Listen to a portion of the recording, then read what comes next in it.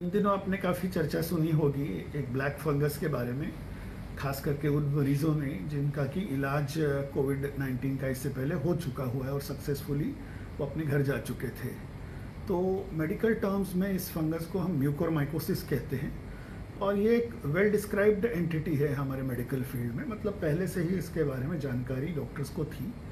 ये खास करके उन मरीजों में जो डायबिटिक पेशेंट्स हुआ करते थे, जिनका किसी कारण से कंट्रोल नहीं हो पाता था शुगर का, अनकंट्रोल डायबिटिक्स, या किसी और कारण से जो इम्यूनो कॉम्प्रोमाइज़ थे, जिनकी इम्यूनिटी लोअर्ड है, जैसे कि जिनका किसी का कैंसर का इलाज चल रहा है या कोई एड्स का पेशेंट है या और कोई इस तरह से बीमारी जिसमें कि उनकी इम्यूनिटी कम होती है, जैसे बर्न्स के पेशेंट्स फॉर एग्जांपल। तो इस पर जब देखा गया कि जो कोविड के पेशेंट्स थे, खास करके जो अगर हम अपने इधर की बात करें सेंट्रल इंडिया की, तो जो कोविड के पेशेंट्स जिनका अप्रैल के आसपास महीनों में इस साल इलाज हुआ था, और नेचुरल है कि इस बीमारी में सैचुरेशन जब फॉल होता था या जब इन्फ्लेमेशन लंग्स में होती थी या बाकी बॉडी के पार्ट्स में जाती थी, तो स्टीरॉइड्स को देने की ज़रूरत पड़ती थी। तो स्टीरॉइड्स बहुत यूज़फुल ड्रग्स थे इस वक्त इस पर्टिकुलर बीमारी में, और अभी भी उसका रैशनल यूज़ की ज़रूरत है इस लड़ाई को जीतने के लिए, कोविड के लिए।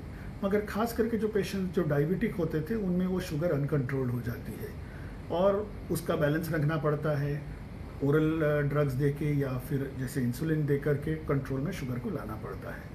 तो ये पेशेंट्स ठीक होकर के अलग अलग स्टेट्स में जब अपने घर चले गए, उसके बाद रिपोर्ट किया गया कि कुछ पेशेंट्स में जैसे आँख में दर्द होना, कम दिखना, रोशनी कम हो जाना, या आँखों का सूजन आना, या नाक बंद होना, या नाक में से थोड़ी ब्लीडिंग होनी, या चेहरे में एक पार्ट में सूजन आना, या जो तालू होता है वहाँ पे थोड़ा सा काला काला धब्बा आने लग जाता है, और साथ में इनकी हो सकता है शुगर की भी फिर समस्या हो, बढ़ जाए। और एक कंडीशन होती है डायबिटिक कीटोएसिडोसिस, वो भी होता है, उसमें भी ये खास करके इसका कोरिलेशन इस पर्टिकुलर बीमारी का देखा गया है।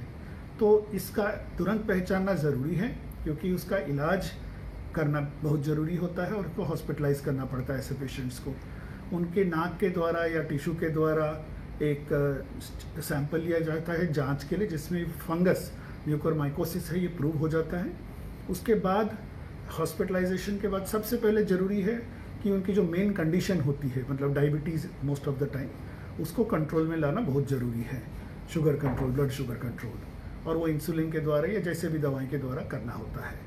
सिमिलरली अगर उनके यूरिया क्रिएटिनिन बढ़ा है या किडनी के कोई फंक्शंस में प्रॉब्लम है, तो उसको भी क्योंकि उसका इलाज करना बहुत ज़रूरी होता है और उसको हॉस्पिटलाइज करना पड़ता है ऐसे पेशेंट्स को।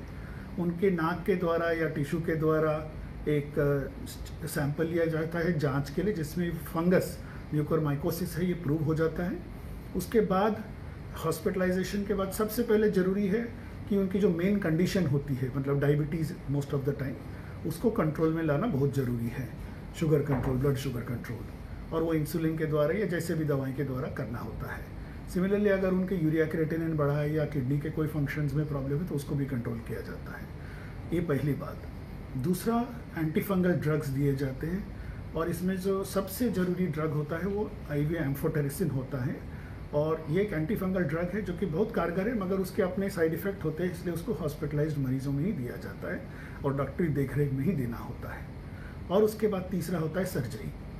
अक्सर देखा गया है कि नाक के आसपास का टिश्यू वो नेक्रोटिक हो जाता है, या स्किन जो है वो धीरे धीरे, या हड्डी जो है आसपास की वो गलने लग जाती है, तो इसको सर्जरी के द्वारा निकालना बहुत ज़रूरी है। और उसके बाद बहुत बार ऐसे भी हो सकता है कि वो आँख में चली जाए, वहाँ पस बन जाए, या आँख के पीछे चली जाए और वहाँ से ब्रेन की तरफ जाने वाली हो, तो आँख को भी निकालने की ज़रूरत पड़ती है। तो ये एक मुश्किल फ़ैसला होता है, लेकिन जान को बचाने के लिए ज़रूरी है। हर पेशेंट में तो ऐसा नहीं होता, किसी किसी पेशेंट में उसकी ज़रूरत पड़ती है। तो डॉक्टर्स जो हैं, खास करके जो ENT head and neck surgeons होते हैं, वो यूजुअली वेल ट्रेंड होते हैं इन चीज़ों के लिए। एम्स रायपुर में भी इस तरह से व्यवस्था पूरी है। मैं स्वयं एक ENT head and neck surgeon हूँ, और हमारी देखरेख में पूरी यहाँ पे इलाज अच्छा हो रहा है, और एक मल्टीडिसिप्लिनरी टीम इसके लिए काम करती है। और इस वक्त हमारे पास ऑलरेडी 15 पेशेंट्स एडमिशन ले चुके हैं, और कुछ जो है लाइनअप किए हैं, अलग अलग ज़िलों से आए हुए हैं।